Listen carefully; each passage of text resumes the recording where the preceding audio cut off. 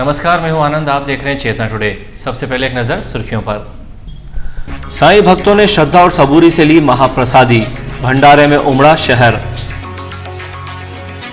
नगर निगम ने निकाला गन्ना चरखी संचालकों की जेब का रस, मोटी रकम चुकानी होगी।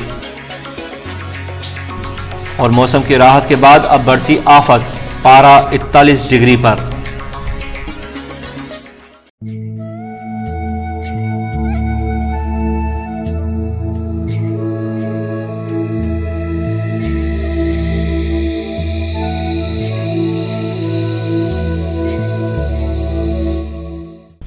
साईं बाबा मंदिर में आयोजित ऐतिहासिक भंडारे में बुधवार को आस्था का सैलाब उमड़ पड़ा।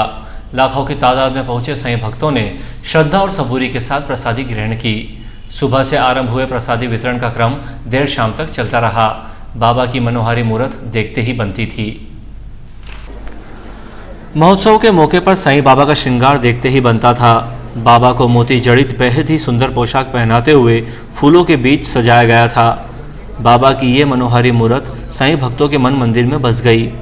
हम आपको बता दें, 7 मई 1992 में शिरडी संस्था के ट्रस्टी के पाटिल व तत्कालीन कलेक्टर के आतिथ्य में इस प्रतिमा की प्राण प्रतिष्ठा हुई थी। वहीं मांगल्य मंदिर जेवीएल में संगमरमर का कार्य करने वाले मनुभाई ने बाबा की छतरी बनाई थी।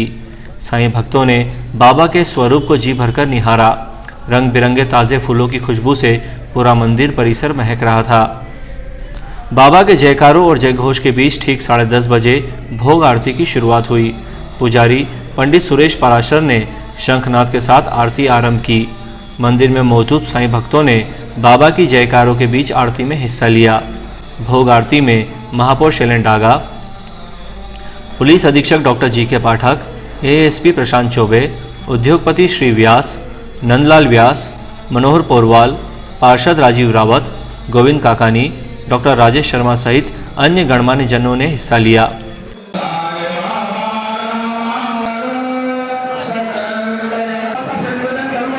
सभी अतिथियों का स्वागत समिति प्रमुख चैतन्य झालनी व डॉक्टर प्रदीप कोठारी ने किया। इस मौके पर समिति के धर्मेंद्र व्यास का शॉल श्रीफल भेंट कर श्री डागा ने सम्मान किया। भोग आरती के पश्चात महापौर, एसपी सहित अन्य गणमान्य जनों ने प्रसादी का अपने हाथों से वितरण करते हुए भंडारे की शुरुआत की। प्रसादी वितरण आरंभ होने के बाद अतिथियों ने भी यहां पंगत में बैठकर प्रसादी ग्रहण की। दोपहर 11 बजे से आरंभ हुआ ये भंडारा शाम 5 बजे तक जारी रहा। शहर के कोने कोने से साईं भक्तों ने यहां पहुंचकर प्रसादी ग्रहण की। समिति द्वारा इस वर्ष 1.5 लाख से अधिक भक्तों के लिए प्रसादी की व्यवस्था की गई थी। इस बार भी महिलाओं एवं पुरुषों के लिए पृथक पृथक बैठक व्यवस्थाएं की गई थी। सुबह से शुरू हुए भंडारे का क्रम शाम तक जारी रहा। दोपहर बाद तक भंडारा और उसके बाद भी रात तक भक्तों के आगमन का क्रम जारी था। इस तरह पिछले कई दिनों से आयोजित महोत्सव की बुधवार को भंडारे के साथ पूर्णाहुति हुई। इस मौके पर विभिन्न संस्थाओं द्वारा शीतल पेय की स्टॉलें लगाई गई थी। ब्यूरो रिपोर्ट, चेतना टुडे। नेहरू स्टेडियम के बाहर गन्ना रस की चरखियां लगाने वाले दुकानदारों को 2 रुपये प्रति वर्ग फीट के हिसाब से जमीन का किराया भरना होगा। गुरुवार की अंतिम मोहलत के बाद भी जिन्होंने राशि जमा नहीं की है, उनकी दुकानें अतिक्रमण मानते हुए हटाकर सामान जब्त करने की चेतावनी निगम प्रशासन ने दी है। हालांकि दुकानदारों ने इस निर्णय पर सख्त आपत्ति जताई है। स्टेडियम के बाहर गन्ना रस की चरखियां लगाने वाले दुकानदारों को निगम प्रशासन ने पिछले माह भूखंड उपलब्ध करवाए थे। अभी तक दुकानदार 50 रुपये प्रतिदिन के मान से भूखंड शुल्क की रसीद कटवा रहे थे, लेकिन मंगलवार को उपायुक्त राजेंद्र कोठारी के नेतृत्व में यहां पहुंचे राजस्व अमले ने दुकानदारों से 2 रुपये प्रति वर्ग फीट प्रतिदिन की दर से राशि चुकाने के निर्देश दिए, जिससे दुकानदारों में भारी आक्रोश फैल गया। वर्तमान में 7 चरखियां चल रही हैं। सभी दुकानदारों ने नए आदेश पर रोष जताते हुए अधिकारियों के समक्ष प्रदर्शन किया था, जिसके बाद उन्होंने दुकानदारों को बुधवार तक राशि चुकाने की चेतावनी दी थी। बुधवार को दुकानदार अपनी समस्या लेकर निगम कार्यालय पहुंचे। उन्होंने आयुक्त के नाम ज्ञापन भी सौंपा। मनोज का कहना था कि पहले 10 रुपये की रसीद कटती थी, फिर 50 रुपये किए गए। आज हम 70 से 80 रुपये देने को तैयार हैं, लेकिन प्रतिदिन 300 रुपये चुकाना हमारे लिए संभव ही नहीं है। वहीं प्रकाश ने बताया कि पूर्व में यहाँ जिन तिब्बती स्वेटर विक्रेताओं की दुकानें थी, उनसे निगम प्रशासन ₹1.35 प्रति वर्ग फीट की दर से किराया लेता था, लेकिन हमारी इतनी आय ही नहीं है कि प्रति वर्ग फीट के मान से जगह का किराया चुका सकें। इस तानाशाहीपूर्ण आदेश का हम विरोध करते हैं। इधर निगम उपायुक्त राजेंद्र कोठारी ने बताया कि 7 दुकानदारों में से 2 ने करीब 23,000 रुपये जमा करा दिए हैं। शेष 5 को 24 घंटे का नोटिस जारी किया गया है, अन्यथा अतिक्रमण मानकर उनके खिलाफ कार्रवाई की जाएगी। उन्होंने बताया कि सभी दुकानदारों को 1 अप्रैल से ₹2 वर्ग फीट के मान से राशि चुकाना जरूरी है।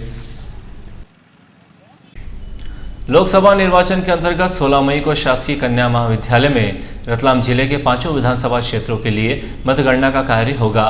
मतगणना प्रातः 8 बजे से प्रारंभ हो जाएगी। मतगणना के लिए कलेक्टर डॉक्टर संजय गोयल ने 5 वरिष्ठ अधिकारियों को महत्वपूर्ण दायित्व सौंपे हैं। रतलाम शहर विधानसभा के प्रभारी जिला शिक्षा अधिकारी जेके शर्मा होंगे। 2 दिनों की राहत के बाद बुधवार को फिर से आसमान से बरसी आफत ने लोगों को पसीने में नहला दिया।